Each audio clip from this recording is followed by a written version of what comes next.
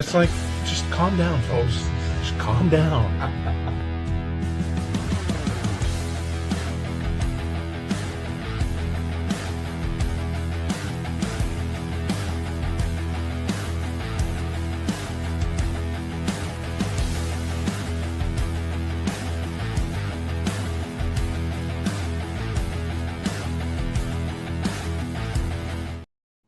Hey, everybody, and welcome to the Best Boys Center Ice podcast.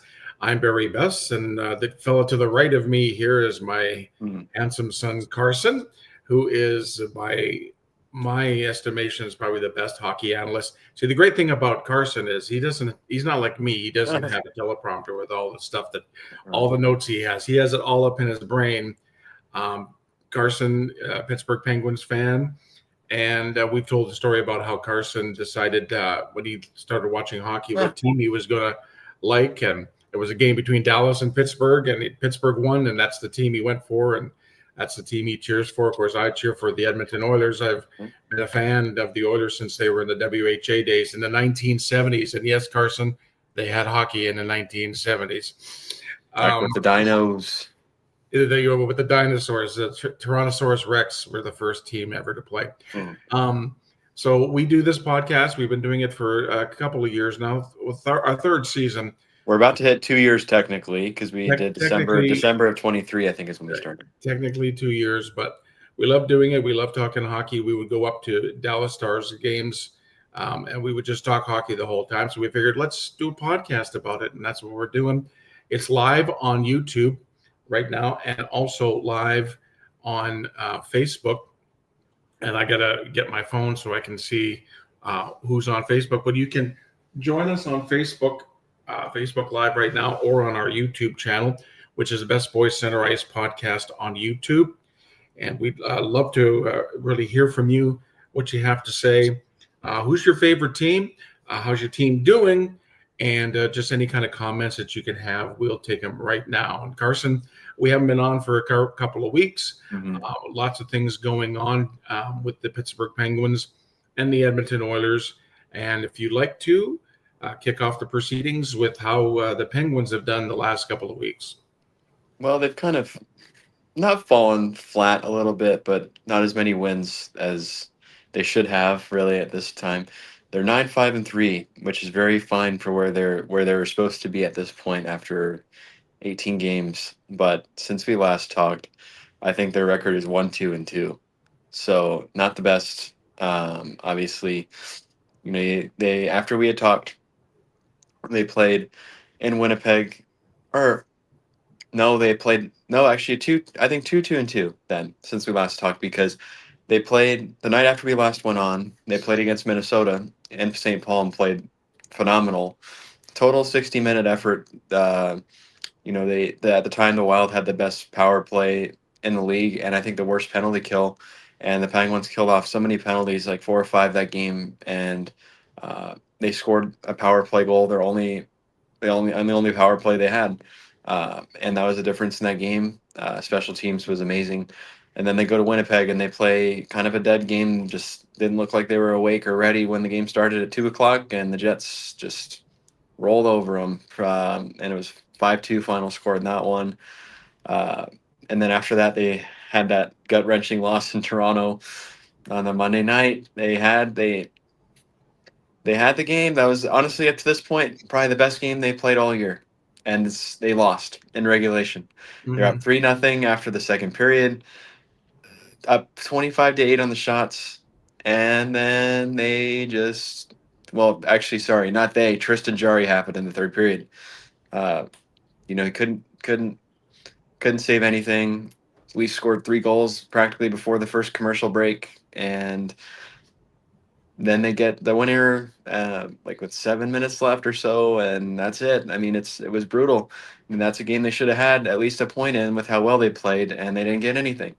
And it looked like they had kind of that little bit of tendency where they were letting off the gas, but still, Tristan Jarry, I mean, he just had to be average in that moment, and he was not average. He was way below, and that's why they lost. Then after that, they headed home to play Washington in a Thursday night matchup. the first of three matchups between those teams, and the Penguins won that game 5-3. But again, they made it difficult on themselves. They went up 3-0 in this game and blew the lead again. That Washington tied it up at the end of the second, but then the Pens scored a power play goal. They went 3 for 4 that night on the power play, so they were amazing on it. But they let the game slip, and they got it back luckily and won the game. But bad trend with letting, like, just not playing the full 60, I suppose. Like, they had no reason to let off the gas, and they just did. And any team in this league can make a comeback, and they got lucky that they didn't get spoiled by Washington, because that would have been a very bad spot to have 2 games in a row where you should have really 4 points in the bag, at least 3, if anything, and they could have had 0. So they got that one done. Um, and then thereafter that one, they had to play. My memories. I'm gonna cheat. Use Your Google. I memory's going forgot. already? Huh? Your memory's going already? I just can't remember who they played after Washington. They had to play because they've only played a couple times since then. Uh, they had to play against New Jersey and on Saturday in New Jersey, and that's a bugaboo team that they just struggle against. And they played the better. They were the better team. The Pens were the better team, but they get to the shootout this season, and they're horrible. Um, Archer Shilov's as good as he's been in 5-on-5 this season so far, counting in penalty shots he's faced and shootout attempts. He's been scored on 8 out of the 9 times that someone's faced him like that, whether it's a penalty shot or a shootout. So I mean, it's impossible to win that way. So the Pens get 1 point again. Very, very good point, because they played a really good game. They definitely deserve to win it, but they didn't get the result. Every team, I feel like, has that goalie or two that just is lights out against them. And for whatever reason, Jake Allen is lights out against the Penguins anytime he plays them. It's like it's prime Marty Brodeur or Hasek. Like, he just doesn't. Yeah. He stops everything, and it's like, no, you could have a 200-foot wide, 200 wide or 200-foot net, and he'd somehow save the puck. Like, it's just that's just kind of how it feels. But then they finally had to play uh, the second of a back-to-back at home against LA on Sunday, and another game they were playing really well. They were the better team for the most part, and they let the game slip in the third, and the Kings got 2 goals in the third and took the game. That was the NHL debut for Sergei Miroshov, who is Jari's replacement because he's out for a few weeks. He got hurt in the Toronto game. So they, wasted a pretty good game because they had it. They had the Kings by the ropes, and they didn't get it done. When it mattered, and you could tell they're a bit fatigued from the back to back, but still, definitely should have had it. But that's hockey. That's the game.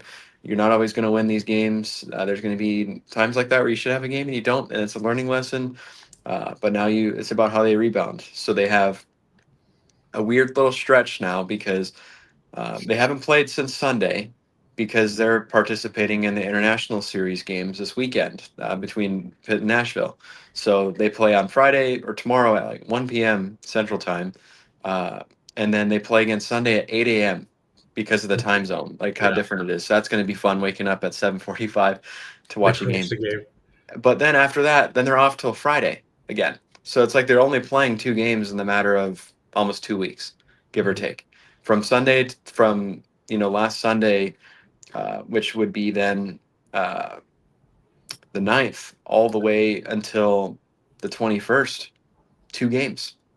So it's very important that they get these 4 points against a national team that is struggling to get anything going. Can't win any games. The confidence isn't high, Mhm. but at the same time, trips like these can change the course of a season, because you get that team bonding experience. You're together for 4 or 5 straight days. You don't go home to see your family. You're with them all day long. So I'm hoping this is going to be a positive experience, that they get the 4 points and Mhm. turn around to come back home and play a lot of games, because while they haven't been playing games, everybody else is, and they're going to have to catch up and play a lot of back to backs, play a lot of 3 and 4, 3 games in 4 nights. It's going to be the start of a not grueling schedule, but a more busy schedule. So hopefully they got the rest they needed, and can get some points this weekend. Honestly, I'm very excited to watch these games. Obviously, the start times being different is going to be neat with 1 p.m. tomorrow. So I'll be propping my phone at my desk Yep. tomorrow at work, and then Sunday on a day where I should be able to sleep in. I'm not going to because I'm going to be up at 7:45 to make sure I'm ready for the game. But it's exciting when they get to do stuff like this. Expand the game to different parts of the world and see the game in a different arena. I mean, this is an arena you never see a hockey game in, and now we get to watch it and see what it looks like And a lot in a of the different city. international arenas are bigger, Uh-huh. ice surface wise, because they're more like the Olympic size Yeah. Yeah, arenas. so it's gonna be great. I'm excited to see the fan atmosphere in that. I think it's Avicii Arena is what it's called. That to see what it looks like in there, how the engagement is from the fans. Overall, very good experience. Very good job to the league. Obviously, there's team or guys from both teams that are Swedish, so they get the opportunity to be home, see their friends, family, all that good stuff. But I'm very proud of where the Pens are at this point. I think they have exceeded everybody's expectations and probably up to this point are one of the more surprising teams in the National Hockey League because everybody said they were going to be in the bottom. Um, Honestly, including myself, because I mean, they're trying to get younger, and they had to get guys out of here. They signing guys to 1 year deals and shipping them off for draft capital, but it's worked. I mean, whatever they're doing, it's working. They've got that next man up mentality where guy goes down and the next guy steps up and plays his part. They've had a lot of injuries and they've just haven't stopped. They've played really good games. Up to this point, they've only had two games where they really just played awful, which is Winnipeg and then the Ranger game earlier this year. Other than that, they've looked great every night, and it's very enjoyable hockey. Regardless if they win or lose, they're playing really well. Um, you know, Everybody's stepping up. You have Mantha, who's got 8 goals this season. I hope that's somebody they can get back in next year. Or at most, they get good pieces for him at the deadline. Sid's being Sid, Gino's being Gino. Young guns are really stepping up. And the one that's really been exciting for me that I've been wanting for years is Carlson to play like Carlson, and he's finally getting to play that way. You can see the way he skates, the way he's playing. He's just got all the confidence. He's nearly at a point per game.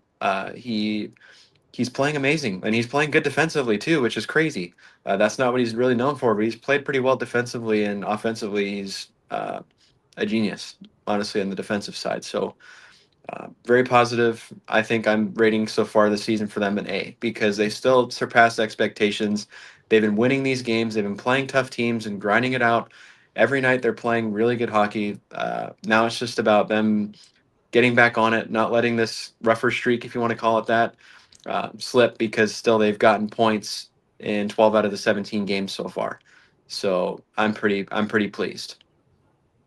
Yeah, they are playing. I'm surprised. I guess I'm not. I am surprised. I thought that they wouldn't be as good as they are. But if they keep this going now, 18 games, Well, you're now into a rhythm, well, and and you the can't nice miss thing that. is this break has kind of allowed for some rest. So, think there's a lot of guys that have been out. Like Brazo got hurt for he's out for now another probably 2.5, 3 weeks. Raquel's out. He broke his hand uh, against the Jackets. So I mean, you're losing a lot of big guys, really, that mean a lot to the team, and they're still playing really well. So it's just that next man up mentality. Everybody's playing together. This I feel like is just a great run for the team that they could make the playoffs and do something. Really, they're gonna if they get there. I don't think they're going to be as much of a write off as people think they would be or are because they've been playing against top level teams and been playing really good. And they've got that experience factor still in the team of those guys that know how to win, that they can get it done. They'll figure it out. Uh, the only thing they really have to get better at this point is just shootouts because you Mhm. can't be getting to that point where you get there and it's going to be a loss because they just can't save the puck. And that's you don't practice that much on that as much as you do maybe penalty killing, power play, whatever. But still, it's something you got to master because they've already lost out on 3 points because of the shootout, and you don't want to get to that point. But overall, I'm very happy and pleased, and I hope they keep it going. Yeah, I think they should be able to keep it going. We'll get into some of the NHL stuff here. A lot Well, of let me ask you a injuries. question. Okay. How about your best buddy, Stu? Well, we'll get to that. Hey, Get to that. woo! We will get to the goaltending of the Edmonton Oilers here in just a bit, and also a lot of injury updates from the Oh NHL. yes. A lot of guys hurt early. A lot of big key players hurt. So the Oilers are now 8-6-4. They went 4-2-2 in their last 8 games, and they started with a really bad overtime loss against the New York Rangers. Yeah, that And was then, brutal. Then they have a 2-goal lead in the third, yeah, they right? had two. See, that's the thing. The Oilers get a lot of these games that they're losing. They're up 2-0, 2-1, and they just kind of let it go and either lose it in overtime or they have to come back and win it, like they did against Chicago. They won 3-2 in overtime, and then it was three losses in a row for the Oilers. They lost in St. Louis 3-2. Dallas was a shootout 4-3 loss. And then their big loss, which is the one that everybody's talking about, was Saturday, 9-1 to Colorado. Colorado just They ran over them. ran over him, beat him up like like somebody's ugly mutt or something like that.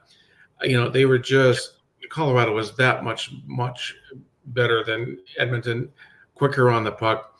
That was awful. That was horrible. That was the worst game, the worst score differentials in 13 years, I think, for the That's the Oilers. worst game of the McDavid era. Yeah, Easy. that was the That was worst game of awful. the David era. But that game, if we go back and if we look at what happens in the season, that could be what turns around, because the next two games, the Oilers got back-to-back overtime wins in Columbus, or against Columbus 5-4, and then Philly 2-1 to start the 7-game roadie.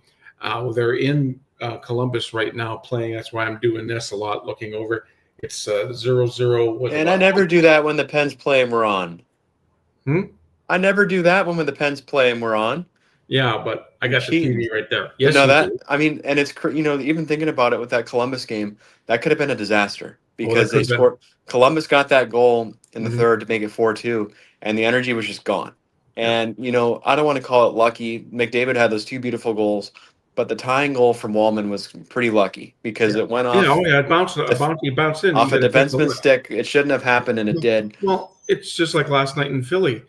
Oh. The goal got called back on an offside. It was 23 seconds left. Philly were going to win 2-1. Which All of a I sudden, do the have to say, referee- sometimes that rule's pretty dumb because I get it where it's coming from, but if it doesn't impact the play, Yeah, you know, it was in the last minute, so it was a league review, and they reviewed it. It was offside. It was offside. it was. And so they came back. They played overtime, and the Oilers win it back to back. Roslovic goals. He's in a groove. Overtime. He's got the last two overtime. He should be. I think they should pair him up with McDavid. I think he's got that overtime clutch gene right now. Yeah, and like he's been on the power play since Ryan Nugent-Hopkins has been out with an injury, and he can play with McDavid. He can play with Draisaitl. He's really fit in. He's one of the guys that has fit in. That was a great. I hope they keep him back. He's looked pretty good. Yeah, like Mangiapane has been playing a lot with McDavid, and I think I like Roslovic with Draisaitl and Podkolznik. But and I think it helps when you've got that righty. You've got Shaq Hyman who'll be back on that number one line, but you've got a very solid 1 and 2 right winger because Roslovic is a very good piece, and he knows how to score.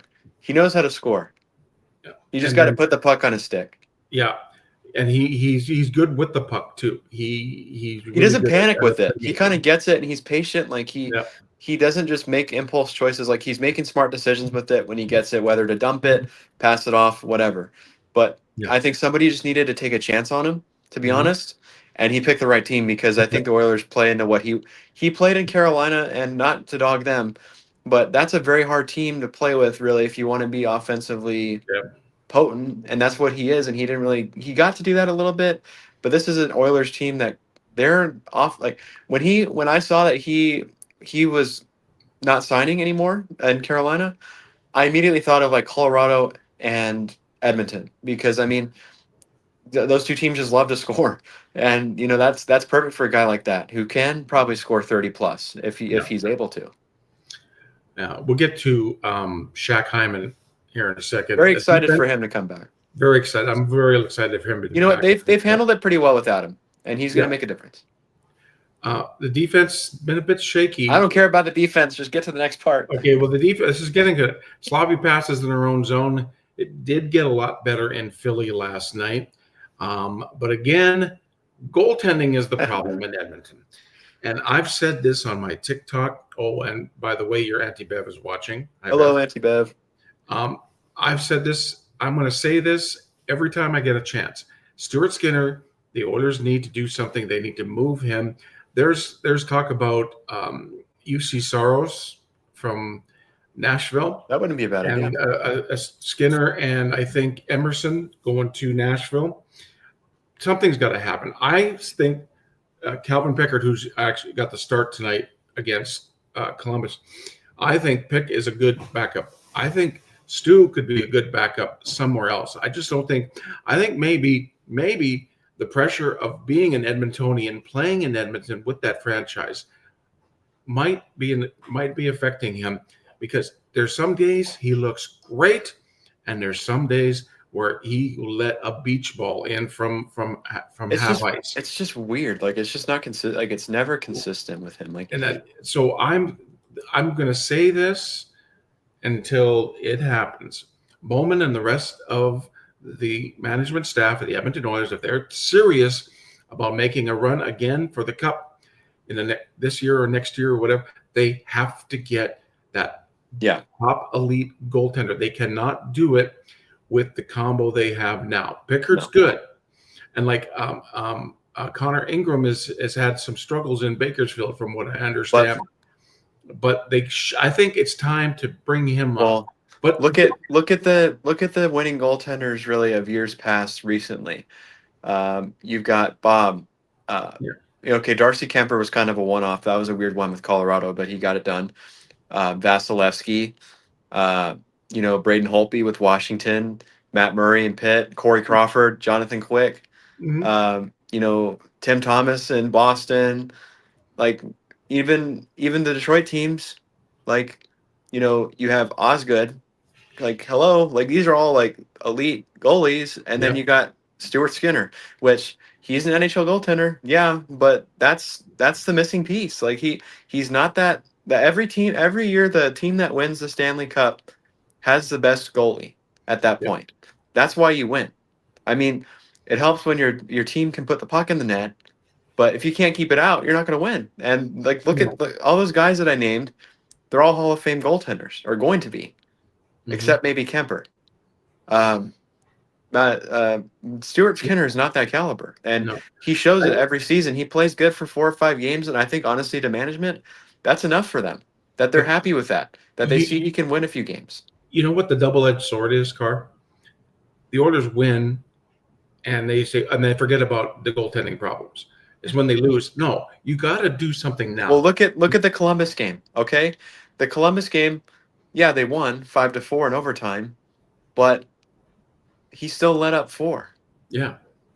Like, okay, that's not the bet. Like, that's it's gonna happen. Okay, and then last night, okay, he played a pretty good game. They got the win, but again, if it weren't for that offside call, they would have lost the game. Like, that's when you gotta. You can tell the difference. They just don't sometimes have that confidence when he's there. You see it on the bench after the Columbus 4th goal the other night. They're like, "Are you kidding me? Like, okay, it was a 2-on-1, a sweet play, but they want that save. Just give him the chance." Yeah, you know what I mean. And it's like the air's taken out of the building when and it's just it's hard for anybody to back him up. No, and what I heard in the Colorado game, which I haven't heard, I think ever, from the fans, was a little booing. They were getting just tired of, and I think I think they know that if goaltending is where the biggest hole is for the Oilers right now. Well, imagine looking all your Saturday, maybe all your week forward to going to that game.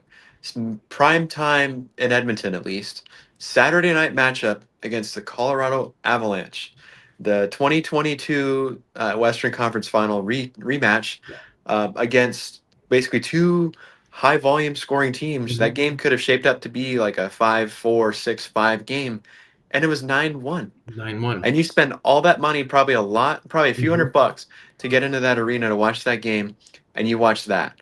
Your goalies can't make a save, and you're getting embarrassed in your own building. And the Avalanche shouldn't have to stop scoring because the Oilers can't score. Or the Oilers can't stop the puck. They're gonna play. They're gonna play to the whistle, and good for them that they did, because the Oilers needed that kick in the butt, because in my opinion, just from an outsider's point of view, they have not looked the same as they have the last couple of years. No, they They just haven't. look kind of sheepish. They look like they're not that. I don't want to say legit. They don't look like that top contender anymore. Yeah, They just look they're like they've taken a step definitely back. they're definitely taking a step back from the last couple of years, but we'll see what happens. But definitely, they need something to happen way before the trade deadline. They're gonna. I feel like though Bowman's just gonna wait too long. Like Yeah, you know what I mean. it's Like been they're waiting for. satisfied with these games where they win, like the Columbus game. Like Mhm. okay, it's gonna happen, but that's a pattern. That's a Yeah. pattern, and it's not like it's new. It happens a lot. Mhm. Yeah. Well, moving on because I can rant about the Oilers goaltending forever. We need to do a whole Hyman, episode where that's all you talk about. yeah, I'd be we happy. should do that. Well, if it gets bad enough, we will. Shaq Hyman, expect to be back in the lineup for Saturday's game for the Oilers in Carolina. He's been out since Game 4 of the Western Conference Finals. His season was out after he got a hand injury, so they were thinking he may play tonight in Columbus, but they're saying he'll be ready to go in Carolina. So that puts that gets another shooter on the ice. He can go back to being the backboard for McDavid and Draisaitl on the power play. It's going to take him a few games, of course, to get conditioned and stuff like that. So don't expect 50 goal scorer Zach Hyman to come out in the first couple of weeks. It's going to take him time to get conditioned and whatnot. But this is going to be a great move for the Oilers. But now, with Hyman in, who do you take out? Like that's the problem. I think The boy. yeah, I think one of the rooks are going to go. Howard. I don't know if Savoy. I think Savoy's going to stay. I think it would be Howard that would leave before Savoy because Savoy's got some time with the big boys. He's got some time on the power play. I think it would be Howard that would go back down to Bakersfield. And Hyman can do only improve the Oilers from this point on. He's a former 50-goal scorer. I really believe that if he was healthy, because he was not only playing offense, he was knocking the hell out of people in the playoffs last year. If he would have been healthy, the Oilers might have had themselves their Stanley Cup. But he's back in the lineup on Saturday. It's going to be very interesting to see how he does over the next couple of weeks. And I'm going to give him a couple of weeks to get into condition, but it's looking good for the Oilers as far as getting Hyman back in the lineup. Next game for the Oilers, as they're right now playing Columbus, just scored. So it's 1-0. Oh boy. With about Well, the Oilers have been bad in Columbus for a while. Yeah, they haven't had a good luck against Columbus. But the thing about it is the Oilers play better when they're from behind for some reason. I don't understand it why, but they're down 1-0 now with about 3 minutes left in the first period. And then the Saturday game in Carolina, Monday in Buffalo, Thursday they're in Tampa, and then the finale of the roadie is in Florida next Saturday night for a rematch of the Stanley Cup Finals, which they've lost the last 2 years. So that's basically what's going on with the Edmonton Oilers now. We got a lot of injury updates, Carson, from the NHL. We'll start. Austin Matthews is going to be out a week with a lower body injury for the Leafs. I think the Leafs were leading tonight in their game. So, well, the Leafs have had a bit of a problem this year. They're not looking that good right now. Yeah. So the Leafs, without, it's only going to be like a week or so. But I think they were up 2-0 last time I saw the score tonight. So Matthews is out. Looks like Matthew Tkachuk is going to take to the ice for some ice drills in the next couple of weeks. He's been out since he hasn't played since Game 6 of the Stanley Cup Finals last year because of torn abductor muscle. The Panthers this year without him are 8-7-1. So, you look at the Panthers going, well, that's, just a little bit above 500. That's fine. I mean, they've had a lot of problems. They've had a lot of injury problems. They've had a lot of injuries, and if they can hang on, I would say after a couple of weeks ice, maybe you can never count him out. 2 weeks. Maybe he'll be back in around Christmas or close to I think if Christmas they can get to Christmas right about 500, they'll be good. They should be okay. Other injury news: Ryan Strome makes his season debut tonight for the Ducks against Detroit. He's been out since the preseason with an upper body injury. So he's gonna, and the Ducks are playing really well, so that just is gonna just boost their line. Yeah, how about the Ducks? Oh, Golly, they're on just fire. They're 11-4-1. they're not a fluke anymore. They're going to be back to Even the way they were a few look at years the ago. Sharks. Yeah, The Sharks too. They've picked themselves up. The California teams are going to be that powerhouse How California teams again. how about this team? I hate to be rude, but how about the Minnesota Mild? The Minnesota Mild? No, They have not. That doesn't look like it's going to work very well this year. no, don't think you're right. I think you're right. Boone Jenner is out long term for the Blue Jackets after an upper body injury against Seattle. Let's see, William Karlsson for the Knights is out week to week with a lower body injury, and the Knights are kind of slipping a little bit too. They're in the kind of like at the bottom of the Pacific, but that Pacific division there's only 2 or 3 points that are separating, first from like they're still above 500. So yeah. Jamie Benn will make his season debut for the Dallas Stars next week after a punctured lung, so he's going to be back in the lineup. Thatcher Demko gets hurt again. He's cursed. He just got back from an injury. He is cursed. He got injured in the game here Tuesday night in Winnipeg, an undisclosed injury. He's just injury prone. He's cursed. Like, he just can't get away from it. He can't. He can't get away from it. You could bubble wrap him 20 times and you'd still find a way to get hurt. It's like, it's not his fault, but it's just what it is. Nichushkin is out week to week for we need to get you some pronunciation lessons. Lower body injury to the Ducks on Tuesday. But some other news, other than injury news, Shane Pinto signed a 4-year, $30 million deal with the Senators. He has 14 points, 17 games, 8 goals, and 6 assists. That's kind of what's going on around the NHL. Did you hear that the Leafs are terminating David Kamp's contract today? Oh, are they? Yeah, they are. They're terminating his contract here as of today. He won't be a part of that organization anymore. So it'll be interesting to see who goes after him or who tries to scoop him up, because he was a pretty decent part of that team. Yeah. So what about, look at the God, I can't think right now. Oh, the point race right now for top point scorers in the league. Do you know who's up there really right now? No. Okay, you have for total points, McKinnon's at 32, and then you got a lot of the young guns. So Leo Carlson from Anaheim's 26, Celebrini's 26, Bedard's 26 points. Mm-hmm. Like, look, the new generation of the NHL is stepping up, and they're making their presence known. It's crazy to see how that's going. And then you look at even assists. McKinnon's got 18 points. McDavid 18 points. And third there in that list, they're all tied for first. Who do you think that third guy with the 18 assists is? Isn't it Bedard? Mm-hmm. Celebrini? Mm-hmm. Sid? Mm-hmm. Who? Evgeny Malkin. Evgeny Malkin. 18 assists. Wow. He's been, I think, our best player this year, if I'm going to be honest. Mm-hmm. He's played just amazing the entire season. He's getting assists after, he's only got 3 goals, but he's getting all the assists. Well, points. Like, I've always felt that the guy who sets up the goal is the key guy. He's the guy that makes the play. So it used to be, back in my day, the goal scorer would get 2 points and the assist guy would get 1.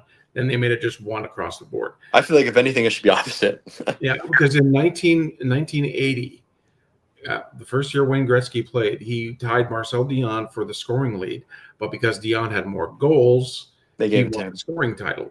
But Gretzky had way more assists. To me, the assists are more important than the goals. And now, if you get just 18 assists and no goals, you're still making 18 plays that leads to 18 goals. I know, and every line, his lines have had to shuffle because of injuries and all. His lines are just looking awesome. You know, he the last few seasons it's been interesting with him. You know, he had the experiment that I thought was going to be amazing, which was him and Riley Smith together, and that Mhm. quickly Yeah. faded. But now, you know, this year he's got Mantha on his wing, who he's looked really good. I hope Mhm. that's somebody they keep around. But yeah, very interesting to see that he's still up there in the assists leaderboard. He's constantly getting them. Yep. I mean, that's he's over a point per game. He's at 21 points in 16 games. That's pretty darn good. And I so, just think that the Penguins are starting to get everything together, and like, you after 15, 18 games here, that's when you're really seeing, okay, these are the teams that are going to mhm. do something. Well, I These are really the teams that see aren't going to. a similarity a little bit between them and Washington, a little bit. How Washington never really had that full rebuild, but they were able to retool the team around what they had, and now they've got a good team again. Yeah. And Yeah. it's kind of, I feel like the same thing here where they've got the pieces now that they're building up. They've got a lot of draft stock where they'll be able to be a pretty good team pretty quickly. I think a lot people right now, which I'm okay with where they're at in the uh, public opinion, that that's just like a fluke pretty much, that they shouldn't be where they're at, that they're doomed at some point to fall on their face. And I'm fine with that being the opinion, because they finally don't have any expectations. So then when they keep winning and Mhm. winning and winning games, then people are like, well, is it for real? And people will still be doubting. And Yeah. then now, like, they've got all this draft stock that they're going to be Mhm. able to build the team up that way, that they're basically rolling right back up to being a playoff team pretty fast, consistently. Yeah. So I really think this is you. They always say when you get to American Thanksgiving here, which is coming up in a couple of weeks, that's when you know who the top is and who the bottom is. So I think Pittsburgh is right up there with the top Yeah. in the Metro. Now, I think they will make the playoffs, and I think it's going to be more than just a wild card. I think they're going to actually be in there in the top three in the Metro. yeah. Um, Now it's very interesting to look at it though too, how really the whole league is playing pretty well. I yeah, mean, this, you look at the standings every day, and there's a lot of teams that are well above 500 that are not in. yeah, But at the same time, I feel like some of that stuff's going to start separating. I hmm mean, the only really exceptions to this are Nashville and Calgary for the most part. hmm Other than that, yeah, even Buffalo, but other than that, like everybody else is hmm at 500 or above. yeah. It's going to be a great rest of the season, and we're going to be here. We're probably thinking, folks, that Thursday nights about this time is when we're going to do, because that gives us a good chance to look at the week that was and the weekend ahead, especially. Um, you can. Always gonna be on YouTube, on our YouTube channel. We love for you to go over to our YouTube channel and subscribe. Yep, It's the Best Boy Center Ice podcast on YouTube. Also, it's live here on Facebook, and it's it going to be is. played here in just a little bit. You can get us there. We're trying to figure out another streaming option to use. We used SoundCloud before. We're looking at another streaming option. But you can catch us here. We'll always give you updates on when we're going to be on. If you'd like to message either one of us, we can both be messaged on our Facebook pages. You can message us through our YouTube channel. You can message us through TikTok, as we both do our TikTok post-game videos for the Oilers and the Penguins. We like to hear from you, but let us know how your team's doing. Who's your Yep. favorite team? Who do you got? As your way too early Stanley Cup final prediction. We'd love to hear from you. We love doing this. I love doing this with Carson. This is something we've always wanted to do.